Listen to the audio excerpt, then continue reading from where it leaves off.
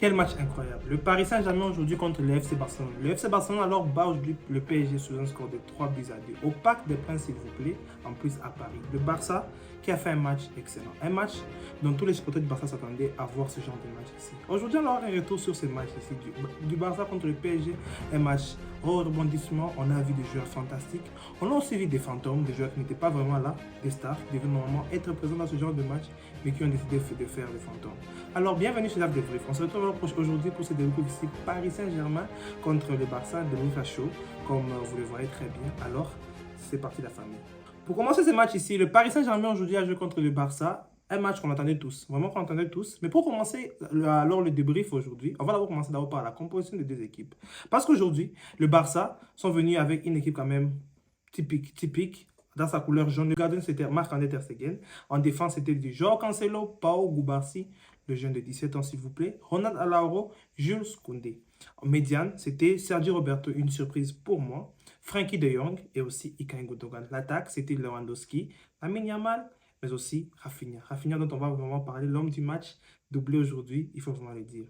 Pour le PSG, gardien, vous le connaissez tous, Gianluigi Donnarumma. Défense, c'était Nuno Mendes, Lucas Beraldo, Lucas Hernandez, un groupe de Lucas, Marquinhos. Médiane, c'était du Vitinha, Fabian Ruiz et Kang In Lee, le Coréen en tout cas.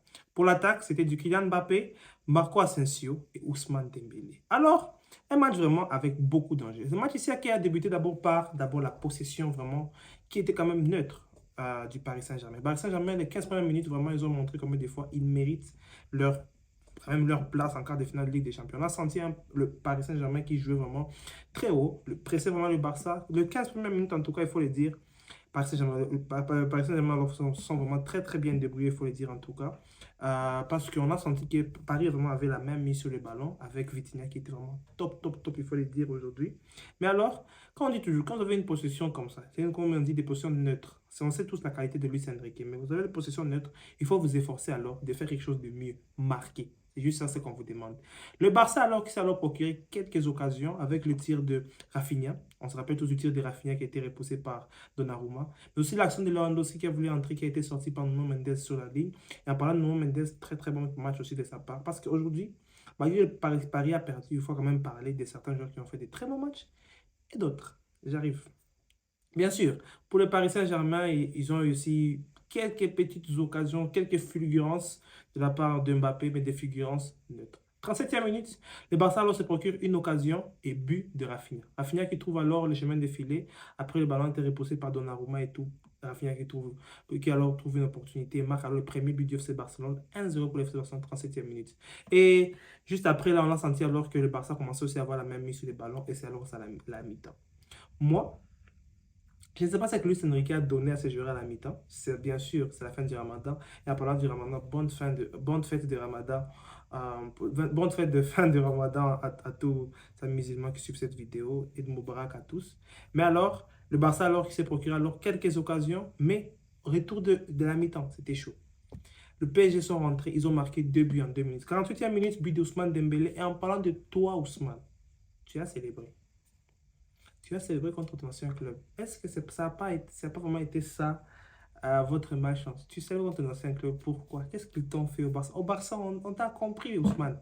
On t'a compris. On a compris que tu avais des maladies, on t'a compris, on t'a bercé, on t'a donné 10 000 chances. Mais tu es là à célébrer, à faire des choses là, contre l'équipe du FC Barcelone. Le regret vient toujours après. Et en parlant alors de ça, juste quelques minutes après, but de Vitinha qui marque, on sent alors que Paris est dans la place. Ici, c'est Paris, la ville lumière, tout ça a été éliminé pour le Paris Saint-Germain. Mais il ne faut jamais vendre la peau de rousse avant de l'avoir tué. Parce que l'FC Barcelone, on fait maintenant ce qu'on appelle des vrais changements. Et en parlant de vrais changements, Xavi, t'es bon. T'es bon. Les changements que Xavi a fait, je me rappelle tout, c'est en 61e minute entre de Joao Félix et de Pedri. Et en parlant de Pedri, quelle passe qu'il a donné à Rafinha une minute après. Il arrive, contrôle, j'ai fait piche net comme ça à Rafinha. Rafinha, lui, là, on sait. Moi, je me disais, il va faire une tête parce qu'on sait tout ce qu'il fait ça. Mais il a juste mis un ballon là où Donnarumma ne pourrait jamais arriver. 2-2 pour le Barça. 2-2. Mais dans les grands matchs, Xavi, c'est encore d'autres échanges. Mais il a fait entrer Ferran Torres. Il a levé Rafinha. Il a fait entrer aussi Adrien Christensen, malheureusement, qui ne va pas jouer les prochains matchs parce qu'il a eu un carton jaune, mais il a marqué un but sur corner. Christensen qui marque alors le 3-2 pour le FC Barcelone. Et c'est comme ça que le Barça a alors vagué vers la victoire jusqu'à la 94e minute. Quand le match s'est fini et tout, on a vu que ce Barça ici, oui. Barça mérite sa victoire. Je ne sais pas, vous êtes à combien ici que vous allez dire que non, le Barça ne mérite pas sa victoire. Le Barça mérite amplement sa victoire. Parce qu'on dit toujours, comme je l'ai encore dit avant, il ne faut jamais vendre la peau de l'ours avant de l'avoir tué. Mais aussi, il ne faut pas se comporter comme des fantômes dans les grands matchs. Mbappé, qui débondit. Il paraît ballon d'or. Tu étais où? Mbappé, tu étais où? Je t'ai cherché. J'ai pris des jumelles, j'ai mis là sur la ligne là pour voir tuer ou avec des fulgurances, mais à l'euro et Koundé, ils t'ont mangé. Au fait, j'ai vu une défense qui peut marcher sur Mbappé. La défense a deux là-bas, donc vous le prenez à gauche, à droite. S'il veut faire ces choses, vous partez avec lui. S'il veut faire ces choses à droite, vous partez avec lui. Cette défense a marché. C'était une prise à deux sur Mbappé. Excellente. Magnifique.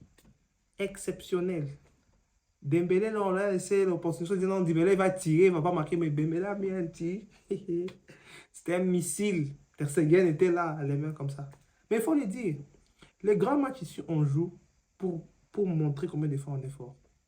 Pour montrer combien de fois on peut être là. Parce que le Barça, après là, ils vont jouer contre l'Atlético Dortmund. Ou peut-être, il y a encore le match retour, bien sûr. Mais Atlético Dortmund aussi, c'était un match, c'est bien passé. 2-1 pour Atlético, il faut le préciser.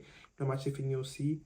2-1 pour l'Atlético. Ils ont aussi joué très haut leur match. Si je peux vérifier ici, qui a marqué pour nos amis d'Atlético Madrid.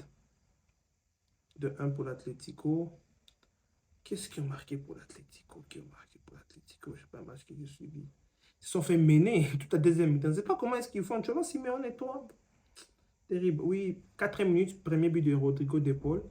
Et puis aussi un but de Lino. Je ne te connais même pas. Pas de style d'Anthony Griezmann. Et puis 2-1 à la 81e minute avec Sébastien Haller. C'est encore jouable. Comme le match du Barça aussi est encore jouable. Parce que il faut, je répète encore, il ne faut jamais vendre la peau de l'ours avant de l'avoir tué. Pour le Barça, le retour, il faut arriver et les tuer. Les prendre, les tuer. Parce qu'arriver, marquer un premier but, mettre déjà tous les points sous les yeux, les barres sur les têtes, montrer à Paris que c'est fini. Ils vont rentrer à Paris pour organiser les Jeux Olympiques. Et pas pour venir blaguer avec nous, parce que là, c'est le football. Ce n'est pas les Jeux Olympiques. Bien sûr, ces Jeux Olympiques, Mbappé peut aller jouer les Jeux Olympiques ou l'Euro. Mais là, c'est la Ligue des Champions. Le Barça peut gagner sa 6e Ligue des Champions. Et pour faire ça, il faut taper Paris au retour. Dans notre stade, dans notre ambiance. Alors, les coulées. Là-bas, ils ont essayé de mettre la chaudière un peu là au FC Barcelone. On a senti qu'il y avait une petite chaudière là-bas. Mais, quand ces gens vont venir chez nous, il faudra leur montrer vraiment que le football, il a vraiment changé. On va mettre vraiment une vraie chaudière là-bas pour qu'ils comprennent qu'ici, c'est Barcelone. Ici, c'est le vrai football. Et j'espère alors que vous allez bien vous comporter. J'espère que vous allez bien vous débrouiller parce que j'ai confiance en vous. Merci d'avoir suivi cette vidéo. On se retrouve prochainement pour la prochaine vidéo. J'espère que vous avez aimé ce débrief. Abonnez-vous à la chaîne. Je n'ai besoin que ça. On approche bientôt les 2000 abonnés. Pourquoi pas? Pourquoi pas faire cette histoire? Je suis maintenant de retour à fond.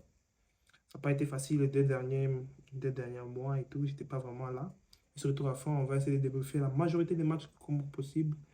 On va essayer de voir une vidéo tous les 2-3 jours. Oui, on sera là. Et c'est un débrief. Ciao la famille.